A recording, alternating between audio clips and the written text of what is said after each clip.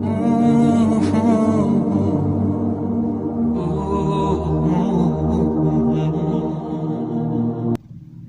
وقت، وہ لمحہ جب ٹوٹ کر پھر سے کھڑا ہونا، وہ وقت جب روتے ہوئے بھی شکوہ نہ کرنا کہ کہیں اللہ ناراض نہ ہو جائے۔ اس وقت اللہ تمہارے ساتھ ہوتا ہے، بالکل تمہارے دل کے قریب۔ وہ تمہیں دیکھ رہا ہوتا ہے کہ کیسے تم صبر کر رہے ہو، صرف اسے راضی کرنے کے لیے تم مسکرا رہے ہو۔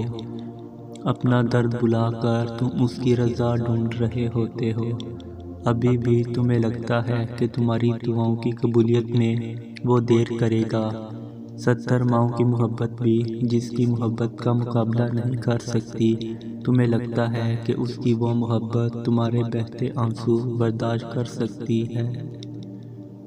اس صبر کے بعد اللہ تمہیں تمہاری چاہت سے نواز دے گا، اور جو تم نے مانگا ہے اس سے بڑھ کر تمہیں عطا کیا جائے گا۔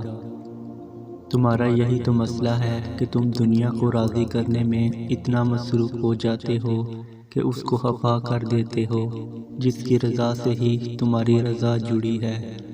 تم دنیا کے روبرو مضبوط بننے میں ساری جان لگا دیتے ہو، اور پھر یہی دنیا تمہیں توڑ دیتی ہے، اور پھر ان کرچیوں کو سمیٹ کر تم اللہ کے پاس واپس آتے ہو۔